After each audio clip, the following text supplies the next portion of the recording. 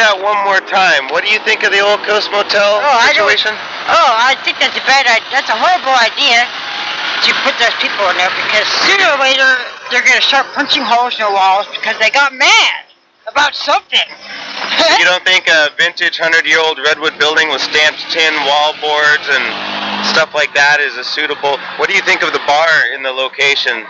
Do you think the group will remove the bar or leave it in there? Oh, well, they're going to have, like, staff working there, like, overnight, 24/7. They're going to use that as an office for... That way they have people there working in case somebody starts acting up. How many parking spaces do you think that building should have for the type of business they're going to put in it? You think for staff, maybe 5 or 6, or... Well, this is city of town. You can walk to work if you're here. You could. Yeah. But with the 2-hour parking, and you know in the back there's only 2 off-street parking spaces for this whole building. Well, there's other places to park. You don't have to be all right. Yeah. Yeah, so that building is haunted. I saw a picture of this building in a library book called Haunted Buildings of California. Wow, neat. Yeah. An old lady haunts it. And then I was at Harvest Market talking to Nancy, who works at the food bank. Uh-huh. And I was telling her about it, and this elderly man overheard me talking, and he said, "Oh man, I used to work there, and that place is really creepy." He said a bunch of dead cats are buried under the building. Dead cats buried under the building? Yeah. I've run into a dead cat under a house before, but that's pretty rare. Oh. You know, usually they go get sick, and I don't know where they go, but I've found parts of rats and mice under buildings. I've done a lot of under house work. Yeah. But dead cats buried under the building, that's a different... Yeah, cats are kind of supernatural anyway. Yeah, I guess so. But anyway, they spend all that money. They already have the money to buy it, and they're only going to have like 5 units, 5 rooms. What do you think of the Carinis, the owners, dropping the price from over... What was it, 2.1 or something million dollars, and they dropped the price down to $900,000 to make this happen? Whatever works for them. Seems like a big hit of money to lose. Oh yeah, hey, money's money. Yeah. Take whatever you can get. Yeah, I guess so. Especially this day and age. Somebody mentioned that they had offers for more than $900,000, but turned those offers down. But then the Ortner Group comes in out of Yuba City to run this other thing, and I mean, I don't know. My opinion is there might have been other money exchanged or some tax incentive or something. All these people are getting rich off of this, you know. Yeah. There's a lot of people that are going to get big money. I think that for crisis care, you can make something like $480 an hour or something like that. Hey, there's a police officer here. Yeah, they're going to be there a lot after people start getting haunted by whatever. Yeah. You know, well, as long as they have respect for the building, I think they won't be haunted as much if they have respect. Yeah. So they need to respect the building, and they'll be okay, I think. I hope so. Yeah. I mean, I like the idea of the project, just not in this location. Oh yeah, see, they could have lived here. This building has cockroaches and mice. Yeah, this has been a bar 20 times over the years, and it used to be called the Shipwreck back in the old days. So yeah. What do you think of the South Franklin Street building that used to be the old social services building? Oh, they could use that too. All that is just it's a little pricier, but then again, the Apanitos never said we're going to knock $1 million off our price just for you yet, and I don't think they were fully talked to about using that building, I suppose. Oh yeah, well the county offices, I think they moved out of there because the rent was $3,000 a month. Huh. That's pricey. Yeah, and this, the economy flips over, and every county office has to downsize. Planning and building went back to where the clinic used to be. The clinic has a new building, so it's interesting to watch the county offices play the trading game with buildings. Yeah. Oh well. Guess we'll see what happens. I was going to see if I could find a Carini going in and out. Somebody said on Facebook, I don't want to interrupt a real estate transaction since the realtors or whoever are in there, but it'd be interesting to know if they're like removing a bunch of stuff or... Oh yeah. I'd like to hear their public comment about it myself. Yeah, I can't wait until I start hearing ghost stories.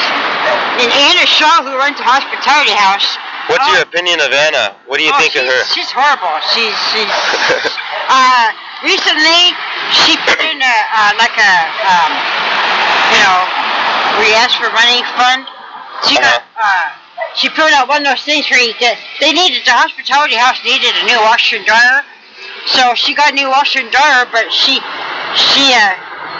gave the hospitality house her washer and dryer, which is a lot better than the one they have right now, and she kept the brand new machines. Oh, really? Yeah, she's very, very crooked. Who would you talk to see if that's for real? Because, I mean, the credibility of the people, she'll be managing this place, so... Yeah. The credibility comes in she's question really there. She's really mean-spirited. Ask any of the people that are staying there. Yeah. She's a really expert liar. Like she'll look at you right in the eye and lie to you, and then she'll go like this. Okay. You know what? I'm going to rewatch the city council meeting where she speaks and watch her eyes. Okay, yeah. Because I noticed a lot of other body language that was almost like drug addict body language when she was speaking. I saw a picture of her recently, and her face is all skinny and all sucked up. I used to do drugs, so I know what druggies look like. Yeah. But she's all whoop-de-doo, oh, look at me. Yeah, well, you know, we asked her about the Afanito building at the meeting, or the question came up when she was at the podium, and she says the Afanito building would take our whole grant of $1.2 million that they have, or whatever, take the whole grant to buy it, then just whips out this number. She says it'll take $1.5 million to bring it up to what we need to have done. God. And she made up the number, and yet the Afanitos really hadn't been talked to about the building, so... I had taken question that she even mentioned it to him or has looked inside. Well, over by the park, they have another rehab house, and Is that the Harrison Street house? Yeah. And then two papers ago, she said to the paper, all of our transition housings are not uninhabitable. They're inadequate. That's the word she used. They're inadequate. Anna Shaw said that? Yeah, in the paper. So interesting. And those over there are new. I remember when they made those. They had a picture of them and at the building. It looked nice to me. Yeah. Well, I wonder where that lady's going. Nope, she's going to the print shop. I'm just watching to see if any other townspeople walk in and out. Because I heard a post on, I read a post on Facebook that the Karenias were moving stuff out of there. Oh, yeah? And somebody said, hey, Joe, go down and talk to him. So I said, okay. So I'm just hanging out. That room over there, I peeked in. I went in there once a long time ago, and there's pictures of Elvis. Autograph pictures of Elvis and all these other movie stars. But maybe that's what they're doing. They're taking down the pictures of old movie stars. Yeah, it'd kind of be weird decor for... Yeah. What they're trying to call a wellness center. Yeah. Some are calling it a pill dispensary. Oh. I brought up to city council because there's two stores that sell liquor, Redwood Liquors and what is it? CVS. Yeah. And Purity sells liquor, and then within a block up the alley, well, a block and a half basically, there's two bars. This used to be a bar. There's a bar right over there. So all the liquor that's available, South Street, it's next to the police station, the sheriff's station, mental health, the clinic, the hospital, emergency room. Yeah. So finding the logic in that is kind of beyond me. I used to live in this building for 4 years. Yeah? Al, he doesn't run it.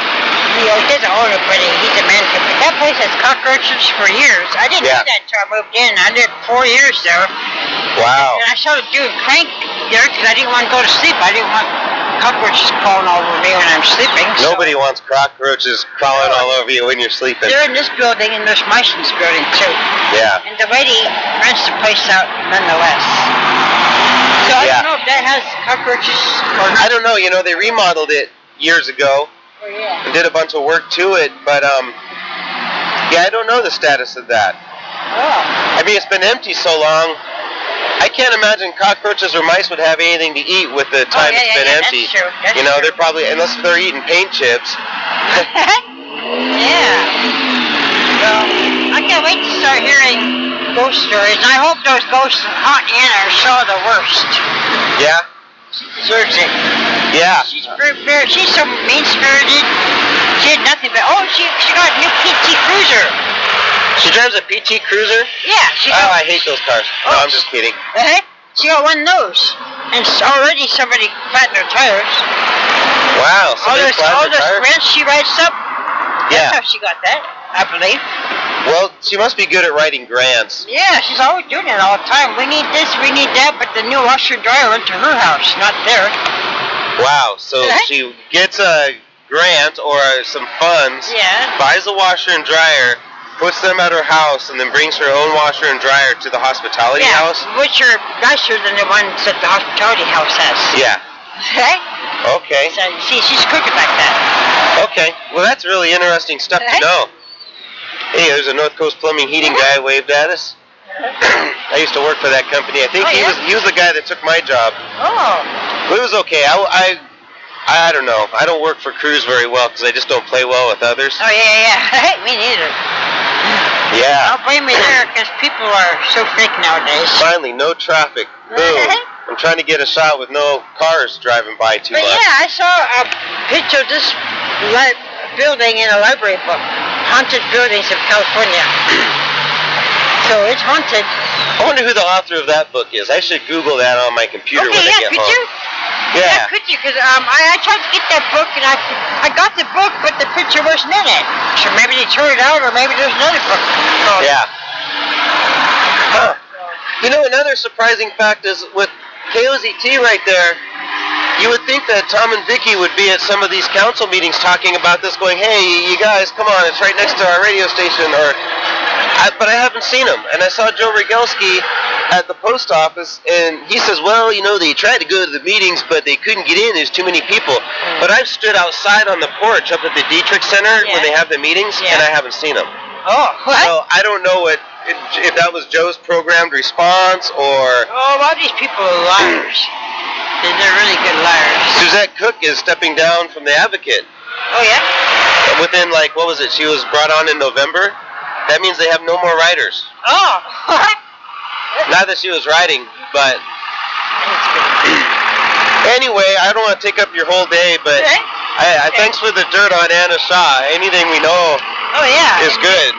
The last girl that worked there, she got arrested for embezzling from there. Oh, yeah? Yeah. Do you remember her name?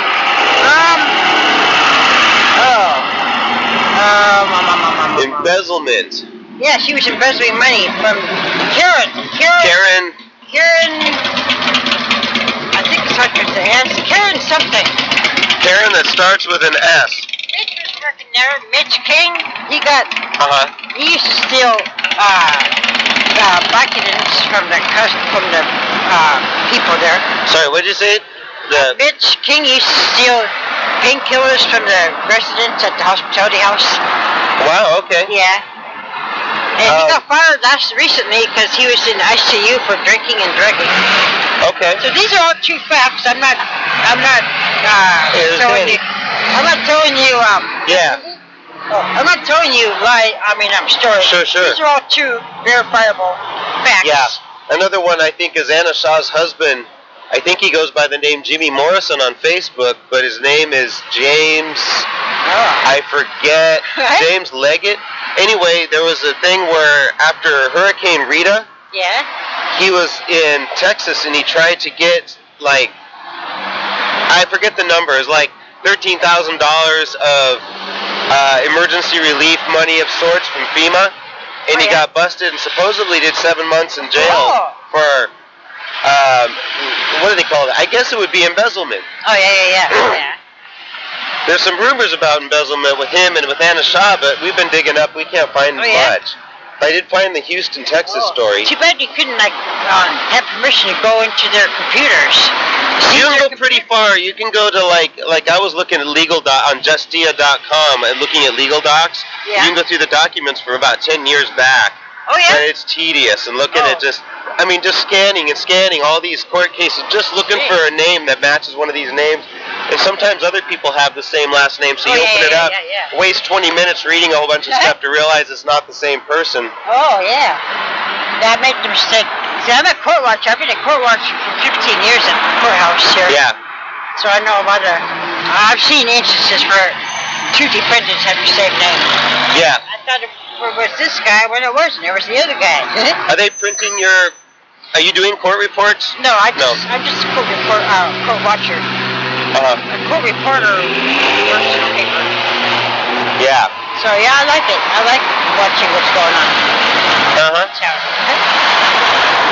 Well, heck, I haven't seen anybody come in and out, and I don't want to get my ass kicked by a family of Italians and Asian real estate agents. So I guess I'm going to jump back in my car and go home. Hey, thanks for the interview. Yeah, I don't know what I'll do with it, but I want to just collect any information I can on the people involved, and you were standing right there. Hey, and I know you from the old days. Yeah, I've been around a million years. Yeah. I'm Joe. I used to be homeless a long time ago, but I quit drinking and drinking on my own. You spoke at Tom Croak's memorial, too. Oh, yeah. Yeah, I was there. I didn't speak, but boy, what a loss for the community. Yeah. Yeah, he was one of my favorite community members. And one time when all the public defender guys, when they were had picket signs, because they were like, we don't really want to raise, we just all want to be equal kind of campaign. Right. And I told Tom, I said, if you ever run for any city or county office, I'll donate $100 to your campaign. He never did. Oh. Yeah, he used to. Lucky me. I mean, I saved 100 because they, but I offered him that. Oh. Yeah, he was good. He used to get mad if the staff were trying to get over on somebody. He'd say, no, you guys get this. It says right here, you cannot do da-da-da-da-da in this case. Yeah. And he'd always win. So. Yeah, I really appreciated him. Mm-hmm. Well, yeah, like I said, I don't see anything going on over there, so I guess I'm going to... Yeah, sure that's going to come out. Yeah, probably. Eh? Anyway, nice talking to you. Yeah, I'll see you around. Take care. Okay, you too.